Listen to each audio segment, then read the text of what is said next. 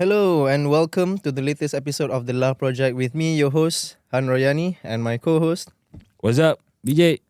So there's a lot of things that has happened over the last week, a lot of which we were not able to cover in the last episode. So we'll just get straight into it. One of the main stories to have come out maybe 2 weeks ago or sometime more than a week ago. We only managed to cover it maybe for 5-10 minutes or so. Yep. But basically it's about Rafizi Ramli and Nick Nazmi, who left their seat in the PKR. And also a few days later after that happened, if I'm not mistaken, Tengku Zafrul. 2 days later. 2 days later, yeah. Tengku Zafrul left. resigned all his UMNO posts. Yes. Yep. And he joined PKR. Oh, he left UMNO completely. He left UMNO and joined PKR. Right. Yeah, so a lot of things have happened. Interesting. Yeah, so with the next upcoming election, there's a lot of right now all the parties are playing chess. They are putting jockeying for position. Yeah, jockeying for position, putting which candidates at the place that they think these candidates can win. Yep. So what do you think about the Rafizi Ramli and Nick Nazmi? Because these are major players in just to clarify, I think Nick Nazmi and Rafizi Ramli did not leave PKR. Am I right? They lost in the party elections. Yes. But I don't think they. I think they left. They resigned from the party completely. They resigned from the party completely. Even from the party. I know Rafizi Ramli resigned From the party. from also. the party. Oh, yeah. okay. So Then so they is a bit more of a convoluted situation because of Tengku Zafrul joining PKR. because that doesn't seem like what would No, that's why happen. people are assuming that maybe Rafizi Ramli and Nick Nazmi will join a different party, let's say PAS or they're definitely not going to UMNO. yeah. Rafizi is definitely not going to PAS. Mhm. I can tell you that. And because he's definitely not going to PAS, he's definitely not going to Bersatu either. Why not? Because That- PAS and that's Bersatu also are one in of bed the- together. So Yeah, I mean doesn't seem likely lah. they're only working together because they are different parties working together in order to get the biggest coalition. Right? Correct. But let's say in the next election, a new party emerges, or maybe two minor parties started to emerge, and then all these other parties thinking oh, okay, maybe if I jump ship there, if my party combine with their party, maybe we can get a bigger coalition, or we can get other parties. I would agree with you if it was a Democrat-Republican thing. It was just a okay. two-party thing. But to be honest with you, it's more the issue, the issues between PKR and PAS and Bersatu, especially PKR and Bersatu, are ideological. It's not a matter of we just want to call it a different name. A lot of the a lot of the constituents that populate the PKR masses are people that are technocrats, that people that are like Rafizi. He has to try and get them out of PKR if he wants to start a new party, and have that party have any kind of relevance. He has to get those people out of PKR, those technocrats, the people that believe that run the country efficiently and run the government of the country efficiently, and the people will be better, that kind of thing. So he has to get those people be willing to leave PKR and join in with him. But in order to do that, is a lot, because in Malaysia, one of the things is that your political donors, Right. money wise, are also your fellow party members. Is that the case for the majority? Yeah, of course. Oh, so they fund their own. How do you say it? A rich UMNO businessman who is a proxy for whoever the case may be. Okay, whoever. Let's just say, for argument's sake, when Tun M was the PM, right? Yeah. So one of Tun M punya proxies, right? He is probably an UMNO businessman who is a businessman who is rich, like cash rich, and being able to donate, but he's not like high level in the party.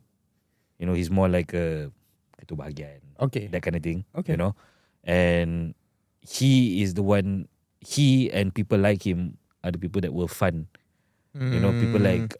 So these are not even major players. They're just in the party. They're the money of the party, lah. Yeah, but what my point in trying to say that is that's not the case, especially when we look at US politics. No. That's not usually the case. Like, although donors are usually registered voting Republicans or voting Democrats, but they're not, how do you say, they're not with the party involved itself. in the machinations of the party. Yep. You know, whereas these people are.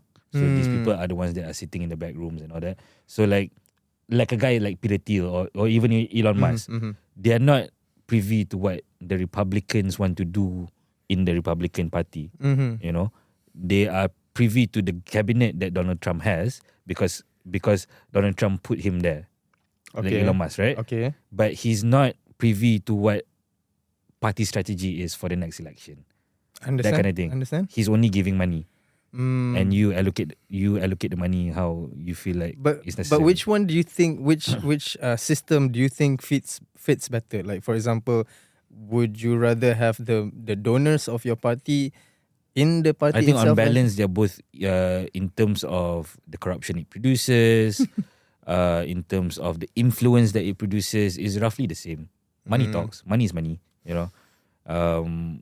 It's just a different way of doing things. But the money finds its way into the hands of the politicians anyways, in both scenarios. So it's not, to me, debating about which system works better is kind of futile because like the end result is the same. So people are still corrupt. And both systems still manage to corrupt people. So it is what it is, you know, money in politics. Yeah. But like I said, the most important point is that PKR doesn't have that, or at least doesn't have that on the level of UMNO. Okay. You know, I see your these point. people with the big war chest, they don't have that. Not as much, at least not to the level that UMNO has it. Yeah, you know? yeah. And even Bersatu, because Bersatu has a lot of those Yeah, proxies that actually, come yeah. from UMNO. Yeah. You know, Right now, Muhyiddin is in Bersatu. Muhyiddin is the head of Bersatu. So it is what it is. Money is a powerful factor, but it's not the end all be all. Like I said, Rafizi, I think I said it last week that if Rafizi and Nick Nazmi are going to be smart about this, they lay low for a while, maybe a year, maybe two. But while laying low in the back rooms, in the smoky rooms, that's when, you know, they put things together. They start putting things together. Maybe a new party is what we need, honestly. Honestly. Not a muda, but a proper party. Yeah. Okay, I get it. I think there's gonna be new players in the next general election. I hope so. Yeah. I hope so. I mean, like, okay, if you look at Bersatu, right? Like, Muhyiddin is currently leading it, and from what I have researched upon the Bersatu party, is that their followers are actually a lot of Malay, middle-aged, working-class people. Yeah. So, with that in mind, how I'm like thinking, if I'm in the position of these politicians, maybe I would want to try to tap into that. Like if I was Rafizi Ramli or if I was Nick Nazmi, I already have my own followers, you know. So I can bring my not constituents, but I can bring my followers to join or to vote for Bersatu, for example, next election. And with this in mind, speaking about new players, maybe like ex-players, because from another podcast that I've watched, Keluar Sekejap, Khairi and Syaril, they have both started to get new hosts to sort of host the Keluar Sekejap podcast. Yeah, they are currently looking for a part-time third host who are there trying to groom to eventually take over. Yeah, so looking at putting this, plans yeah, in place. so they have plans. Maybe one of them, maybe both of them, Seems like to it. get back into politics. Seems like it. And if that happens, if KJ gets into politics Ah. and he's successful, where do you think Syaril is going to be? Where do Right you- next to him. where do you think? Syaril? Yeah. Yeah. Where's he going to be? Yeah, Right yeah, next to him though. Yeah, Right of next to course. him. Like he's the guy who stuck with him. Yeah. That kind of loyalty needs to be rewarded. If KJ is any kind of decent man, you got to reward that kind of loyalty, man. Yeah. So which party do you think they would want to take their talents to? KJ is still part of UMNO. He hasn't. But he still hasn't has resigned his membership. No, but he still has like enemies in UMNO. Of course. The top officials don't really like him. His that much. advantage is that he's way younger than those enemies. And those enemies would have to age out. Are Yes. going to age out soon. Yeah. I would say like time If he has the UMNO wants to advantage. maintain its influence on the population, Mhm. it has to. Mhm. Like the old guy is passing by already, Like even the people that are in their 60s now, they don't even understand how things are done anymore. Like how to adapt AI into your daily business, into your daily life, into New your daily work. technology. Yeah. Like they're all out. A lot of them are out talking against it. When I meet Talking up with against my AI? not just AI, but against technology, the new Right. things that are coming out. Like they're all saying things like, No, they're only they're saying things like, AI is bad because why is it making kids do now in uni? Like, they're all just going to ChatGPT and doing this, and then come out, they're not actually learning anything, but they're missing the point. Like, yeah, those people are going to fall by the wayside Right. when they get into the real world. That's not going to change. Mhm. Like, when I was in uni, the people that cheat all fall by the wayside. Oh, what? All fall by the wayside. They don't get to where they're trying to get. Yeah. That's always going to be the case. Cheating is whatever technology, however you implement it. Mhm. When you cheat somewhere along the lines, especially when it comes to something as important as uni, when you cheat that, you don't get far in life. Right. I've Yeah. never seen anyone Because they don't that develop took that the, shortcut and then get there. because The resilience, they don't have that. They don't develop the discipline or the soft skills. The perseverance yeah. to figure out what they're doing wrong and get out of it, get past it. Mhm. They don't get that. Okay, so I'm not too concerned about it, to be honest with you, Okay. because those people have always existed. Yeah. They just found new technology to Yeah, use. yeah. That's all. My thing is that you can use these technologies, especially if you're already in a place where you're already in the workforce. Okay, like a lawyer, for example, right? You can just go into ChatGPT, Makes your job much easier. makes your job much easier, makes you more efficient. Right. Yeah. In whatever you do, Mhm. and that's the real use of it. But people are so bogged down, especially culturally, in the fact that AI is bad for this, AI is bad for that, AI is going to take over. Maybe all that can happen, but it's not like the train track is laid out and that is where the still end game is going to be. The rail is still being built. Yes, and the road is there's so many diversions, dude. Yeah, So many things that could still happen. So like I said, if they can channel that, but also culturally maintain the conservativeness that not just Malay people, not just Muslim people, but all the communities, even the Indian communities and the Chinese communities, they want that toning down of the culture, Like, for example, one thing that gets at me, I see a lot of kids nowadays, okay, like young kids in their early 20s, Okay. and a lot of these people are Malay and Muslim, tatted up. Yeah. Like, some of them with full sleeves Yeah. or the Okay. some of these girls are like sporadically tatted, Yeah. whatever lah, okay. But I understand self-expression. I get Okay. that.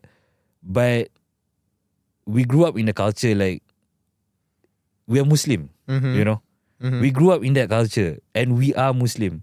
And something irks me about people that can turn their back on religion so easily. Right. Okay. You know what I mean? Like that's a massive step that you can't get back. reverse. Right. Or is very, very hard to reverse. Okay. Not I'm not saying that the fact that you have the tattoo on you. I'm not saying that. Okay. I'm saying when you have the mindset that it's okay, despite being to Muslim, not follow our culture, religion. to tag yourself up. You know? Okay. Yeah, sure. To the mindset behind something like that. You know? Like look, I'm not the best Muslim in the world. Never been. I don't think I'll ever be. I didn't want to say anything. Okay. But yeah. Thank you. Like, Okay. Thank you for yeah. coming clean. Okay. Coming clean. Yeah. So like, yeah, anybody who knows me knows that. Okay. And I'm not proud of it, but that's my journey, dude. Like I'm getting there on my own. Okay. You can argue that these are these people's journey too. True. Yeah. True. But like I said, my concern is like the ease of it. Like we didn't see this kind of thing happen 25 years ago. Oh no, definitely not. When we were That's my growing point. up. Yeah. That's my point. Like it's so easy for young people now to turn their back on religion. And you and traditionalism and culture. And Alright. I know I come off as a conservative. Maybe I am. Maybe I am more right of center than left. Yeah. Fine. But the truth is that we need traditions and we need culture to root us down. You know? Like Alright. yeah, Okay, I get it. Like if not, you just Icarus flying too close to the sun and you get burned. So do you think, because we were talking about AI, do you think like AI or this technology will affect how our future generations, especially the Malay communities, do you think this will affect this community because of how exposed they are to the technology? Yeah. Yeah. But it's not AI. That one is social media, dude. Social media was the bane of that. Oh yeah. That's It's, true. it's not That's AI. The technology that shifted that in our culture, and I would argue in cultures worldwide, social media. That's true. That was the, at least in our generation, that was the real impactful technology that came when it first came out. Yeah. Yeah. It connected people. It had a bigger impact than AI did to the world now. I don't know if you saw recently. Have you heard of Datuk Sri Idris Jala? No. He was formerly head of Musk. Okay. The airline. He actually brought back Musk from bankruptcy twice. Wow. Built it up to become biggest. When Musk, I think this was like 15 years ago, Musk was known as one of the top airlines in the world. Sure. Like we were like Musk was winning awards. Yeah. Okay, like on the level of Singapore Airlines and what Qatar and Etihad are now. Emirates are now, right? But Musk is no longer there. Musk is no longer especially there. after But when MH370. Musk was there, that was under the guidance of Datuk Sri Idris Jala. Right. Okay. Right now, he has a podcast out with his son. It's called that guy. It's Game called of Impossible. Game of Impossible. His son is called Leon Jala. Yeah. And they talk about fascinating stuff. Yes. But recently, the most recent guest was the great Khairi Jamaluddin. Right?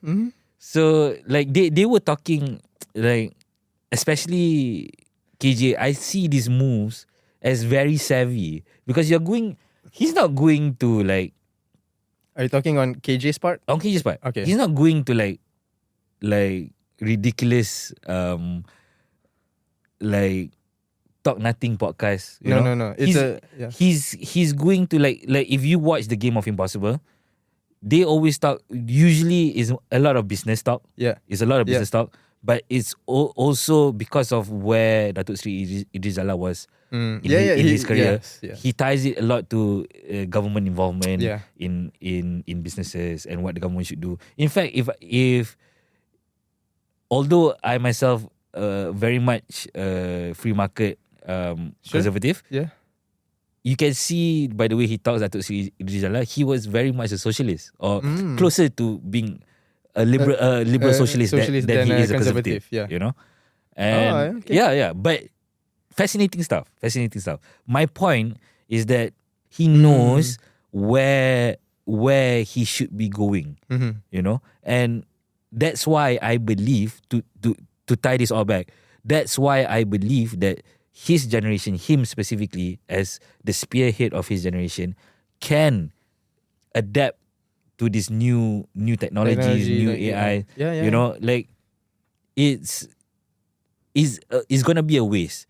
And I feel like the person who has, because there's a lot of young kids who know how to adapt to AI and have mastered AI and used it, right? A lot more kids are but studying. they don't have the experience because they're young, and they don't have the experience to leverage that into influence in the political sphere. KJ is savvy enough in both worlds, you know.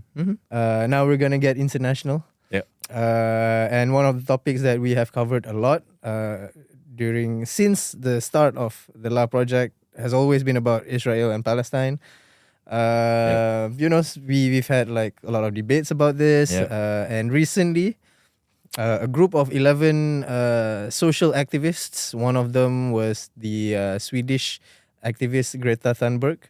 So these 11 activists, they got on a sailing boat. They called it the Gaza Flotilla or something like that. So these people, they sailed from, I think somewhere I forgot where, but they started their sail. It was like close to 100 miles or something like that, or maybe even more. Maybe even more. Yeah, so because they were stopped in international waters. They didn't get to the Red Sea. Yes. Yeah. So they didn't get to the Red Sea. They were stopped by the Israel Navy, basically.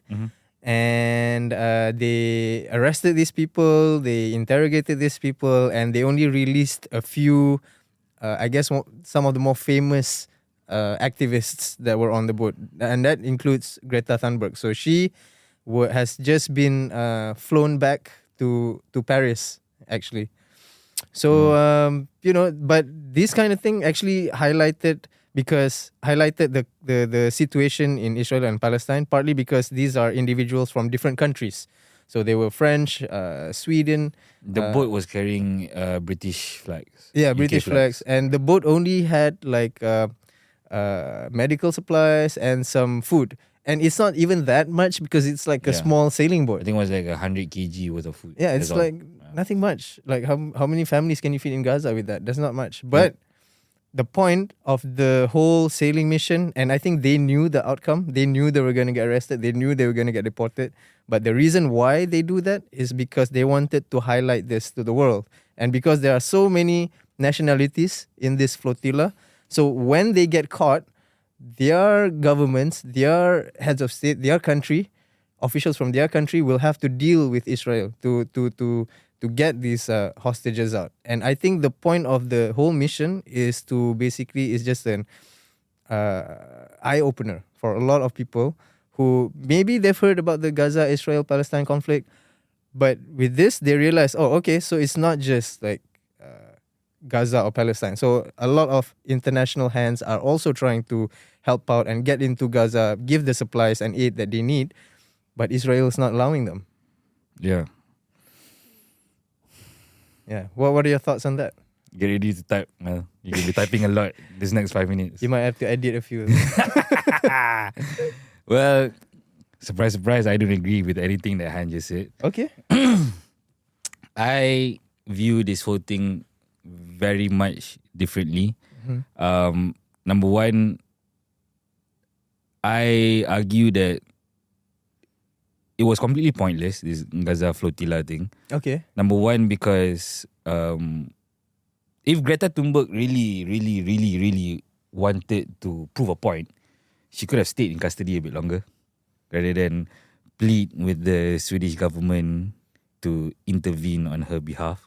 She's like a 20-year-old. Yeah, girl. I know. But that's what I'm saying. If you're really serious about affecting change, then you got to do the hard part. You can't just do the easy part, which was sailing. Bro, what's the easy part? She just sailed like hundreds of miles Okay. to get there, where a lot of countries don't even dare to like question Israel or at least like condemn them. Yeah, okay. No. Okay, she did that, but what did it achieve? It didn't achieve anything. And like you said, you yourself just said, they knew.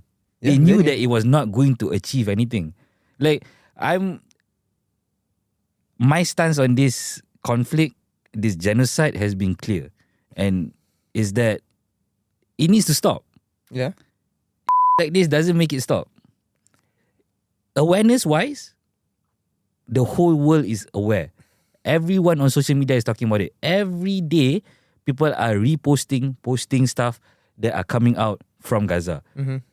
It's not that we need Greta Thunberg to let people know. How many more people they found out about the whole issue from Greta Thunberg, from this thing? It's the same people that's been retweeting the whole thing anyways, or reposting Gaza stuff anyways. So it's not like she's creating awareness. All she did was put her name on it and create awareness for herself. Yeah, that I mean, to some point I do agree about that. I would argue, but she did not help the people that needed the help. If you ask, I'm pretty sure if anyone could get into any part of Gaza right now, and you were to ask the Gazans what they need, awareness is probably the last. They just want food. They want the basic. Yeah. And her doing this, one, besides the whole enriching herself, increasing her own global brand, her own global name, whatever the case may be, besides doing that, you're only throwing a wrench into the whole conflict situation. There is, some people are trying to resolve, some people are not, whatever lah. We don't know the on the ground negotiations and we don't know what actually is going on there. I'm not going to pretend I do. But all I know is that when people like this do this kind of thing, you're not helping out. If you were helping, great. If you were making sure, like, do you know that, and people don't know about this, the only reason, before I get to that, the only reason that they were not killed was because they were famous. Yeah. Right? Yeah. And they knew that beforehand, like you said. They knew that beforehand. They knew they were going to be captured, and they knew they were not, and they knew that, like you said, they knew their governments had to get involved to get them out. To get them out and back home safe, right? That's what they knew was going to happen. Yeah. Right? But it was not going to, number one, it was not going to resolve the conflict anyway. It was not going to help push the machine towards ceasefire or peace in any shape or form. Okay. You know? And it was not even to bring aid. The aid was 100 kg, like you yourself said, it's was not much, even enough to help anyone. Yeah. Was not even enough to help anyone. Maybe you can help a few huts by the beach. Okay. That's all you could do with that. I am, like I said, when it comes to this conflict, I'm done with all the posturing. I'm done with all the virtue signaling about it. I don't give a shit about all that anymore. Okay. Kids are dying. Kids need to stop dying. Bottom line. Yeah. Everything else is all fluff. Including this is all fluff. Nobody's talking about the Algerian convoy that's making their way towards Gaza. Right now. Yeah, on land. Yeah. You know? Yeah. That's not getting as much no, but you know why that happened? Why? It's because they saw what happened to the Gaza Flotilla, and then they're like, okay, if these people can do it, no, we I can think do it. I think that's wrong. I think they pushed off from Algeria beforehand. What do you mean?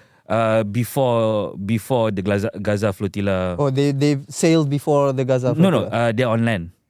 They're on land right now. The Algerian, this convoy from Algeria is on land. It's going to enter through the south, through Egypt. Okay. So it's making their way across North Africa from Algeria towards Egypt, and then you're going to enter Gaza from the Egypt side. Oh, okay. That's the plan. Point is, they did it way before. They pushed off way before this flotilla thing happened. And what happened to that? It's still now. There. It's en route. It's still en route. So, and many people think that is gonna get blown out of the sky. Blown out, you know? And they might be right. They might be right. And that's going to happen to them because Greta Thunberg wasn't there. Understand what I mean? Yeah. So, like, to land your name like that and at the end of the day, enrich yourself, enrich your own global brand, I think that's nasty, dude. Like, this is not the time to be profiteering of war. No. Or even worse, profiteering of genocide. The only woman who stayed there, or who stayed in as part of the Gaza Flotilla, was the French. She's a minister. Minister with the EU Parliament. She's still under. She's there. Okay. Yeah, she's still with the IDF. Refusing food, refusing everything. Like, look, if Greta Thunberg, if you want to really show solidarity, which is all you can do, because you're not gonna go live in Gaza, like show people, oh, I'm gonna be with these people. I'm gonna live in Gaza. I'm gonna move and stay here. Okay. And suffer like they do. She's not doing that. She's not even doing a fraction of a percent of that. She couldn't even stand sitting in wherever they had her as captive for more than 24 hours to get out. She still did 99% more than any other person in the world She to didn't. help about That- the Gaza. she seemed like she did. She It seemed brought like the but she attention didn't. back to Gaza and Palestine. So basically, when she was argument released, is the attention never left. Okay, Everyone's it's still talking about it, and she did nothing. What did she accomplish? She accomplished nothing. No. No aid. She didn't bring more eyes. I would say she did. Dude, they're still having protests on the streets of Stockholm every week. She's from Sweden. Yeah, but now it's more. There's more people joining because they want Greta's. Not Greta, but they want the people from the flotilla to be safe, to be released, and for the aid to be getting into Gaza. I think the main point of the whole. I think it's cute that you believe that, but that's. I'm an optimist. Yeah, you can be. You can be. I'm going to stay here Sure. where things are real. Okay. Yeah. If the real world is like this, then I don't want to be in the real world. Too bad, because you are. Too bad. This is not your choice. That aside, Mm-hmm. I think the main point, what I think they are trying to do, one is to highlight it again, even though this has been going on for like almost 2 years now. Mm-hmm. Two, they are trying to get more nations to push their, let's say, sanctions or whatever it is towards Israel, and for Israel to allow aid and food to be flown into Gaza for the people of Palestine. I think that is the main. Even though you think that okay, it's a stunt move or whatever, publicity, whatever, but they're doing way more than all the other people that are just retweeting, reposting, liking, because that's what I do. And this girl Greta has more balls than me. No, but she hasn't though, because she knew, like you said, she knew. They all knew. If they wanted to get out of that situation, they could have. Yeah, first of all, So they were never seriously in any danger. They didn't have to do it, but they did it. Yeah, they didn't have to, but they knew that by doing it, they would enrich themselves. Especially Greta Thunberg. Okay, The people would think sure. she would get more social clout because she's doing something great for Palestine. Okay. But the things that you said, but she hasn't actually done anything. She hasn't actually helped any of the people. She hasn't even helped a single soul in Palestine. How do you know? How can she? There's a blockade. There's what she has done. She knows she's got a lot of attention. People follow her online and stuff. She actually. Do you honestly think that all this while, since October 7 happened, the issue of Palestine-Israel conflict is smaller than the name of Greta Thunberg? No. Exactly. That's the end of my case. So she's not doing anything. All she's doing is she is piggybacking off the social media clout, social media hype of the Palestine-Gaza conflict, of the Gaza-Israel conflict. Because she is a smaller name. If she was the bigger name, if she was like Oprah Winfrey, for example, someone who actually has that kind of reach, come and do this whole kind of thing, maybe I see it your way. Maybe. Even then, not so. I wouldn't believe in that. I still think she was doing it for selfish reasons. Okay. But at least she'd be a bigger name that would more likely be bringing more eyes. Sure. But Greta is not a bigger name than the conflict itself. Yeah, I know. Yeah. So that's my argument. That's why, to me, it proves that she was just doing it for clout. She wasn't really doing it for the Palestinians. Because if she had actually done something, like she spoke at the UN, right? Yeah. She spoke at the UN. Why not go to the UN during a Security Council meeting, make a stand? I don't think they'd allow. They allow her to do it the first time. Yeah, but not at a security conference. They didn't allow her to get into Israel and send the aid that she wanted to send anyways. Make a stand. She has done a lot of activism work over the last few years. Activism is not enough, dude. What else Activism is not enough. What else can someone like a normal In person her do? position, a lot. Okay. In her position, a lot. Activism, to me, someone in her position, activism should not be where the standard falls. It should be way higher. Because she did the whole activism thing all the way up to her giving that speech at the UN when she was like, what, 14, 15 years old? 16 or something like that. Some ridiculous, yeah. As if we all need to be lectured by a 16-year-old on climate change. No, sometimes we need that. We do need not. that Not from a 16-year-old. Not Hey. from a 16-year-old, dude. Yeah, sometimes I do not believe that. a grandfather can learn more from his grandson than the grandson can learn about Not his about grandfather. climate change. Not about climate change. Like, she doesn't even understand the science of it. But there's a whole other issue. okay. There's a whole other issue. There's a whole Okay. other issue. Okay. Anyway, let's agree to disagree. Oh yeah, we definitely agree on Yeah. disagreeing. Okay, another thing that we can Viewers? disagree. You know I'm speaking truth. No, it's okay to disagree. You know, have a conversation about it. You know. yeah. You know, there's a huge, probably the most famous couple in the world. Wow. You know, just broke up. Yeah. And then got back together. And got back together, and it's none other Talak than satu. and the celebrity couple we're talking about is none other than Trump and Musk. Yep. So last week, so basically how it happened was, correct me if I'm wrong, I'm going to explain the chronology of this. So what happened was, Musk went on an interview where he said that the tariffs are not exactly helping the American businesses. That's what he said, along those lines. And then a few days later, Musk left his seat. Like he left his seat, and Trump gave him a massive golden White House key. Yeah, key to the White House. Key to the White House. Yep. And at that point, he had a black eye. Yeah. You remember? He said he was punched by his son, but okay. No, he got into a fight with the Secretary of the Treasury, Scott Bessent. What? Yeah. That's how he got that? Yeah, in the White House too. Is that why he was he left his position? Apparently so. Okay. Because I mean, that's the Secretary of the Treasury, Okay. the Finance Minister. Oh, okay. You can't break from that guy. So you sort of have to side with him regardless of what he did. Sure. If as long as it wasn't a policy thing, you know what I mean? Yeah. Like if he had bad fiscal policy as the Treasury Secretary, then that is grounds to get rid of him lah. But Okay. if he was just like, you know, duking it off with another member of the cabinet, like you should settle that internally, you know? Like No need to like have fights in a school or whatever. Yeah.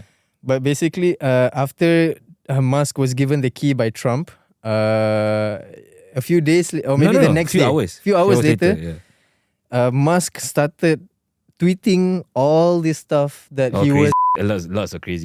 what he was unhappy about, what he thought Trump was He even about. said Trump had to be should be impeached and replaced by JD Vance.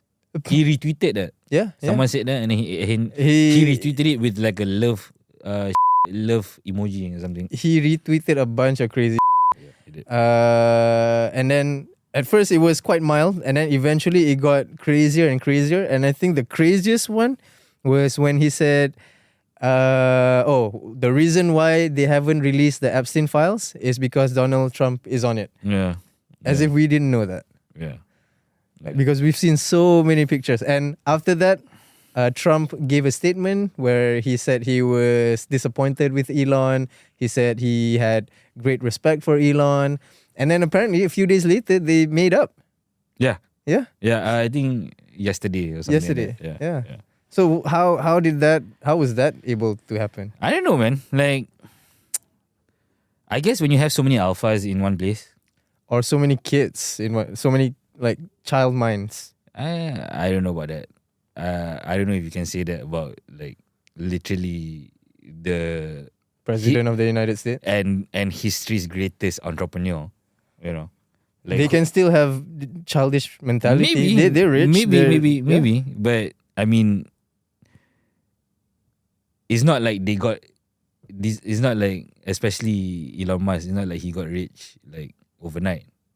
You know, like it was hard work. So yeah, he was a high functioning autistic kid. Maybe. Yeah. Maybe he still is. But look, I don't know about all Oh, that. he definitely still is. I don't know about all that, but what I do know is that he's an alpha. Like you don't become a billionaire without becoming an alpha. You know, there are no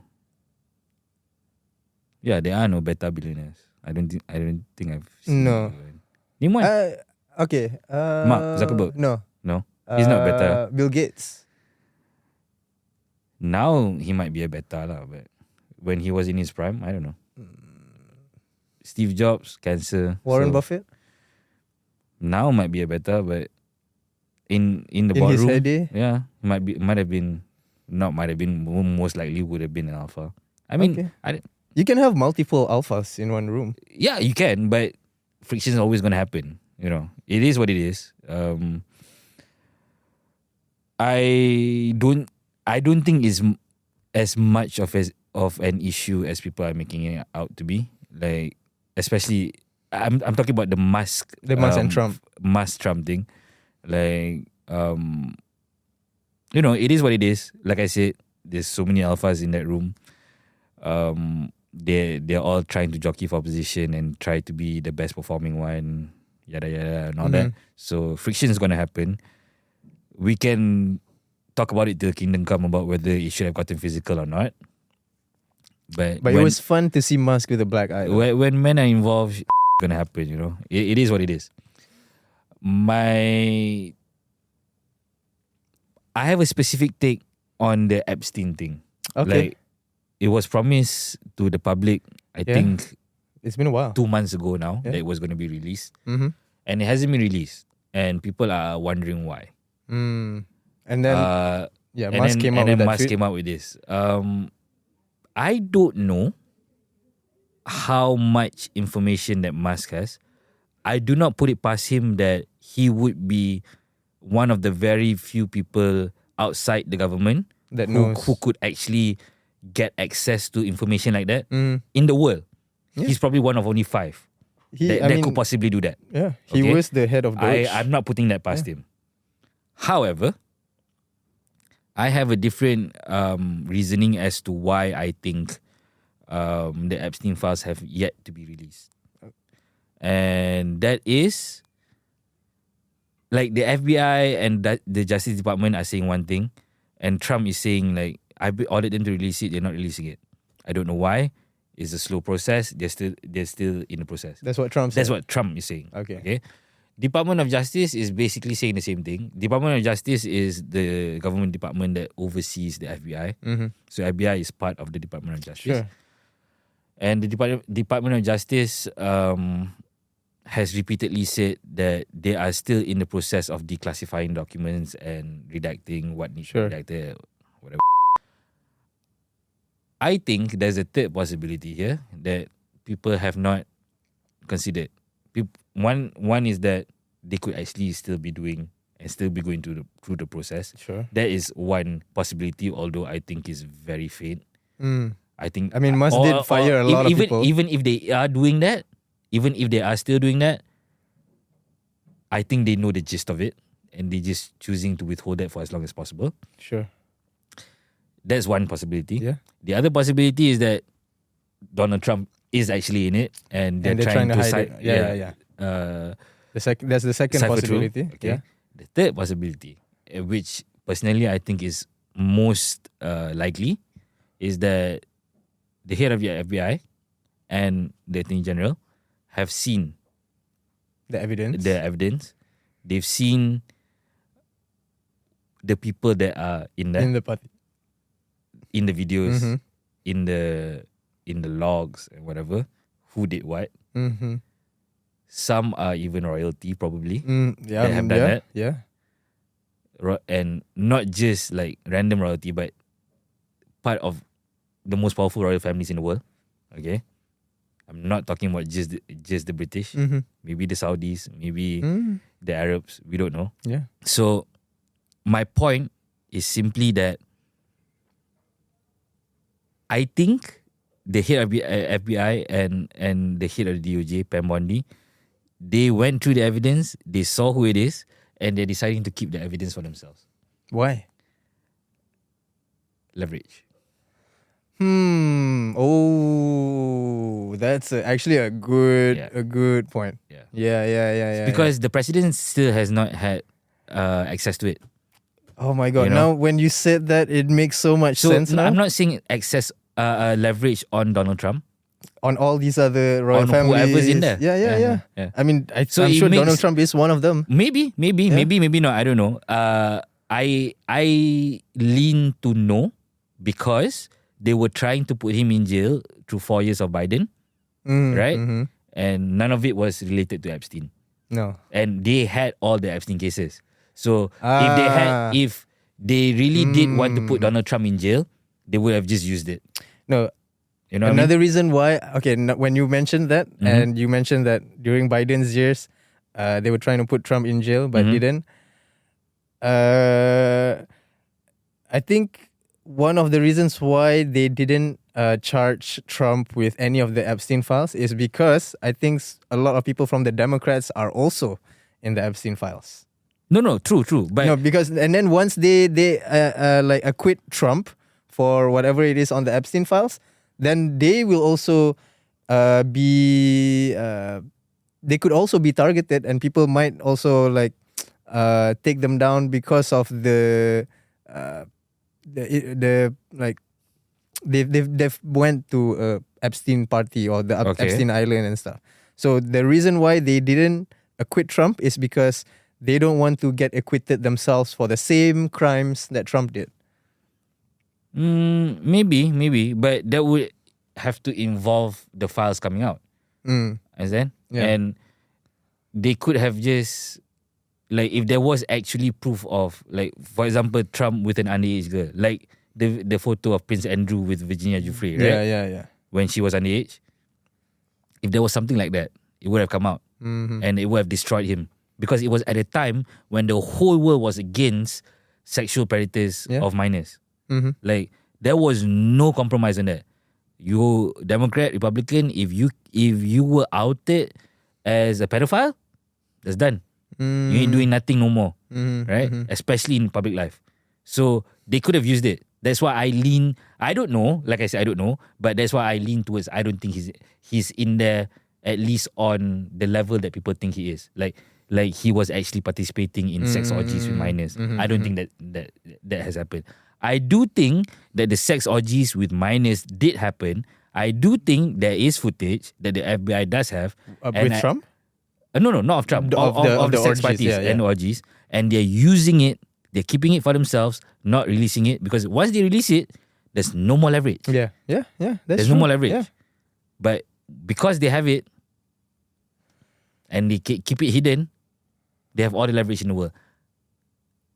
On top of all that, why I think this is most likely is because the FBI, since its inception, has been known to be doing this kind of shit in order to entrap people to go to jail, to arrest them, to indict them. So I don't put it past them at all. Okay. Anyways, that's all the time we have for this week's episode.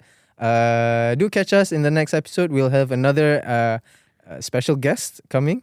So Next week. Yeah, so stay tuned. BJ, anything you want to say? Share, like, subscribe. Also, I love you, Greta. Comment, please. Comment. I love you, Greta. See you next time. Bye. Peace. Not war. Let's go.